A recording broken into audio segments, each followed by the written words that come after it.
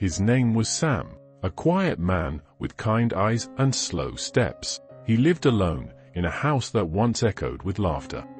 Every evening, without fail, Sam would set the table for two plates, 2 glasses, one for him and one for her. Not because he believed she would return, but because he didn't know how to stop waiting. She had been gone for 3 years, taken by time, or fate, or whatever people blame when the ones they love leave. But love doesn't pack its bags and walk out with the body. It stays. It lingers in the corners of a room, in old teacups, in soft sweaters still hanging by the door. And so, Sam held on, quietly, gently, almost like he feared that letting go would mean letting her disappear.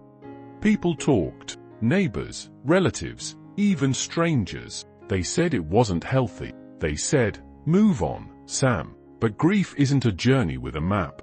It's a storm. And Sam was still learning to breathe in the rain.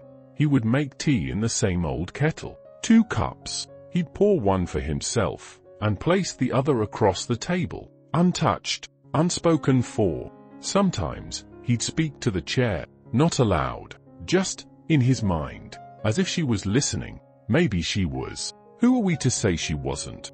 One day, a small knock broke the silence. It was Anna, the little girl from next door. She peeked in, her eyes wide and curious.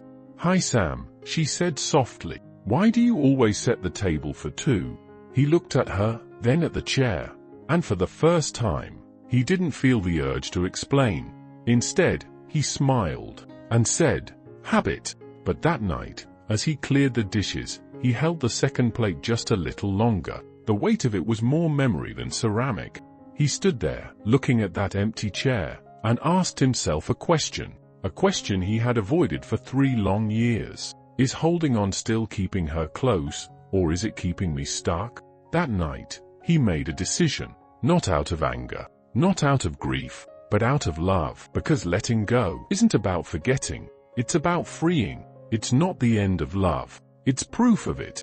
The next morning, Sam made tea again, but this time, only 1 cup. He sat down alone and looked at the chair, and for the first time, it didn't hurt. It still felt empty, but not broken.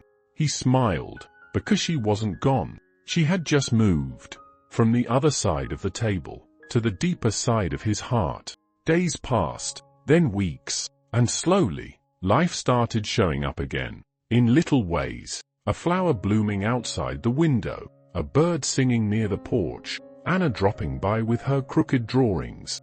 The world hadn't changed, but Sam had, just a little, enough to open the window, enough to smile back.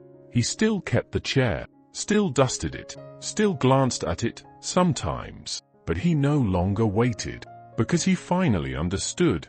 Letting go wasn't letting her go, it was letting himself live again. And that's not weakness, that's love. The quiet kind, the strong kind, the kind that says, "Thank you for the memories.